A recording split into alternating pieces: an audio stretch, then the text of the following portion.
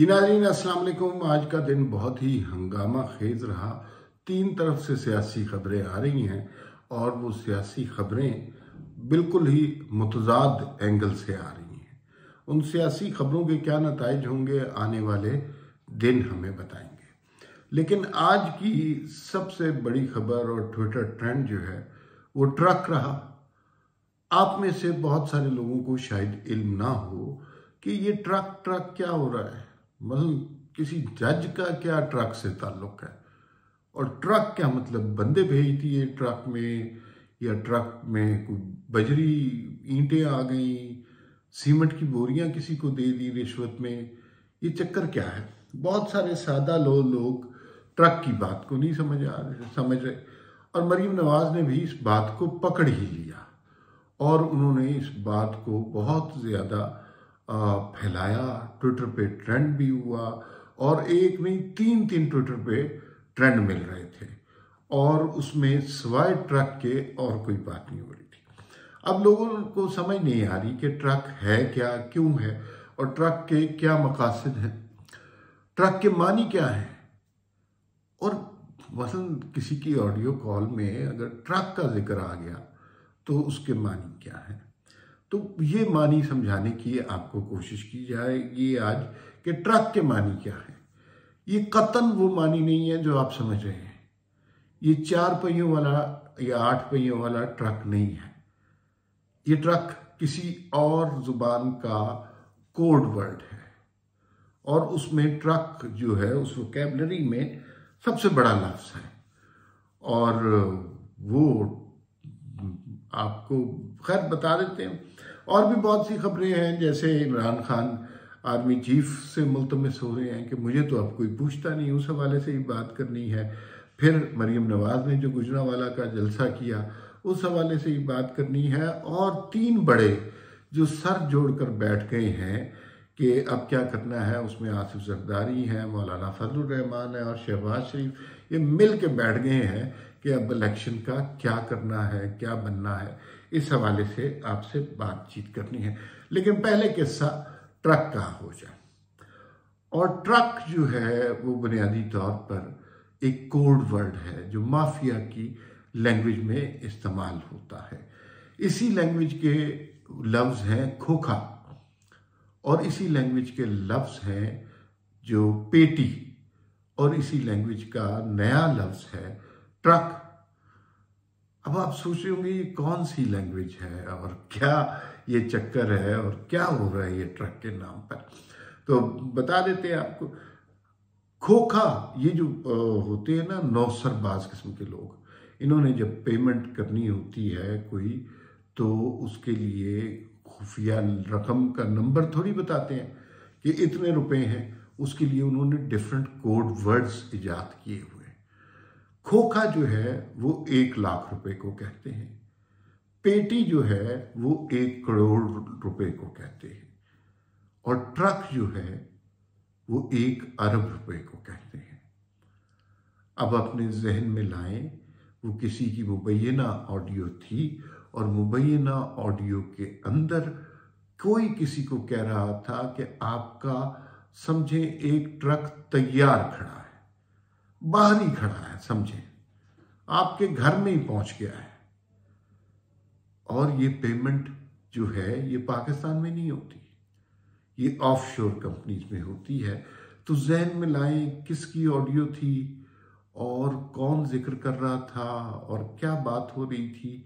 जिक्र था एक बड़ी मारूफ हस्ती का जो इंसाफ के हवाले से बड़े अहम फैसले कर रहे हैं, उनकी मुबैना ऑडियो का।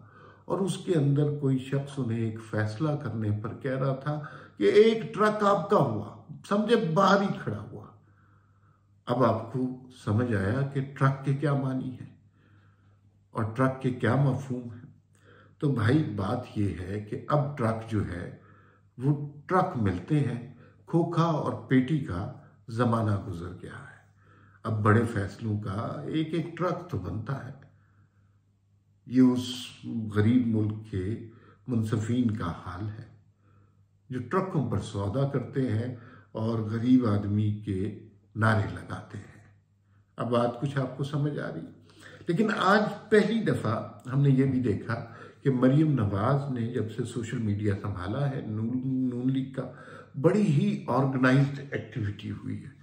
और पहली दफ़ा नून लीग ने बड़े अच्छे मीम्स बनाए, बड़ी अच्छी वीडियोस बनाई और फिर 3 दफ़ा ट्रेंड भी किया। तो वो कुछ जो तब्दीली हमें देखना चाह रहे थे कि नून लीग अपना सोशल मीडिया एक्टिव नहीं करती, सोशल मीडिया पे ये बड़े फसडी लोग हैं, इन्होंने कोई काम नहीं किया सिवाय इमरान खान के, कोई और सोशल मीडिया का जो है चहीता नहीं है, वो कैफियत आज बदल गई।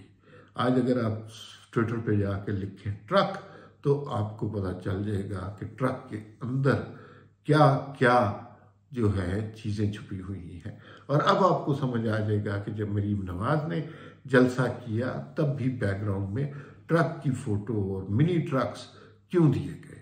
ये बुनियादी तौर पर सिंबल है उस लालच का, उस तमा का, उस हिर्स का कि जिसको सामने लाकर हमारे यहाँ ऐसे फैसले किए जाते हैं जिससे कौम दहाइयों तक नहीं निकल सकती।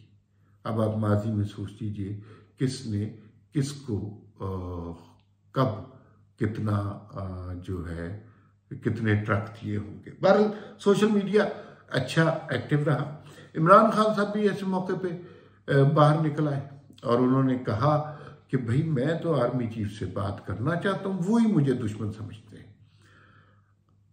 एक ज़माना था कि इमरान खान की मिस कॉल पे भी इस्टेब्लिशमेंट दर्जनों फ़ोन किया करती थी। उसमें जनरल बाजवा भी शामिल थे, जनरल फैज़ हमीद भी शामिल थे। अब सबको हुक्म हो गया है कि कोई इमरान खान का फ़ोन ना उठाए। ये इस तरह टेपर ऑफ करते हैं, एकदम थोड़ी होता है।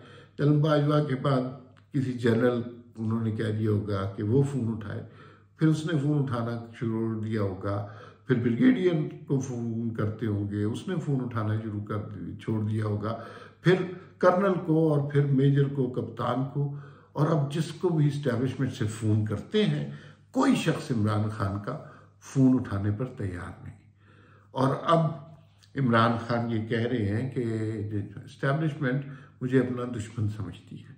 तो जो कुछ आपने इस्टेब्लिशमेंट के साथ किया है तो क्या अब वो आपको गले से लगा ले। दूसरा, बोंगियाँ ऐसी मारते हैं कि मेरी मोहम्मद बिन सलमान से अभी भी बहुत अच्छे ताल्लुकात हैं। ये सिर्फ ऐसे ही थ्रेट कर रहे हैं, कोई ताल्लुकात नहीं है। जिसकी घड़ियाँ आपने बेच दी क्या वो आपसे ताल्लुकात रखेगा?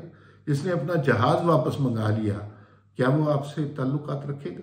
ये इस्टेब्लिशमेंट को थ्रेट करने की कोशिश की जा रही है। मरीम नवाज ने बड़ा अच्छा जवाब दिया। उन्होंने कहा कि भाई जो शख्स अपनी बेटी से इंसाफ नहीं कर सका वो मुल्क के साथ क्या इंसाफ करेगा। ये वो बात थी जो बहुत सारे लोग नहीं कहते थे। आज मरीम नवाज ने वो बात भी कह दी। और ये तो अब मतलब साफ सी बात है ना, इसमें कोई छुपी बात तो नहीं है। टेरियन खान इमरान खान की साहबजादी है। इमरान खान ने छुपाया, अपने अहसासों में भी छुपाया। इस सब के बावजूद उन्हें सादिक और अमीन का खिताब अदालतों की जानिब से दे दिया गया और कहा ऐसा सच्चा इंसान नहीं है। अच्छा, ये हो गया। तो आखिरी बात जो आपसे करनी है वो ये है कि सदर मुमलिकत ने मुश्किल में तो डाल दिया इलेक्शन के हवाले से। 30 अप्रैल को उन्होंने इलेक्शन अनाउंस कर दिए। इलेक्शन कराते हैं तो बहुत अच्छी बात है, आइन की पासदारी करेंगे। इलेक्शन नहीं कराएंगे तो शायद हुकूमत तूल पकड़ जाए, लेकिन हालात फौरी तौर पे ठीक नहीं होंगे, हो ही नहीं सकते। हालात अभी काफ़ी अरसे में 4-5 साल चाहिए पाकिस्तान की मईशत को ठीक होने के लिए, और मईशतों को ठीक करने के लिए इतना ही टाइम चाहिए होता है। और फिर अब 3 बड़े मौलाना फजलुर रहमान, शहबाज शरीफ और आसिफ जरदारी बैठ गए हैं और सोच रहे हैं इसका क्या हल किया जाए। ये हल बड़े मुश्किल हैं और इसमें कोई सूरत नहीं नज़र आ रही कि क्या किया जाए। क्या इलेक्शन को रोक देना अक्लमंदी है? क्या सदर और सुप्रीम कोर्ट के हुक्म से इनकार बेहतरी है, या इलेक्शन करा देना बेहतरी है? हल कहीं से इलेक्शन कमीशन के जरिए ही निकलेगा, ये मैं आपको बता रहा हूँ। इसी बात पे इक्तफा कीजिए, फिर मुलाकात होगी। अल्लाह हाफिज़।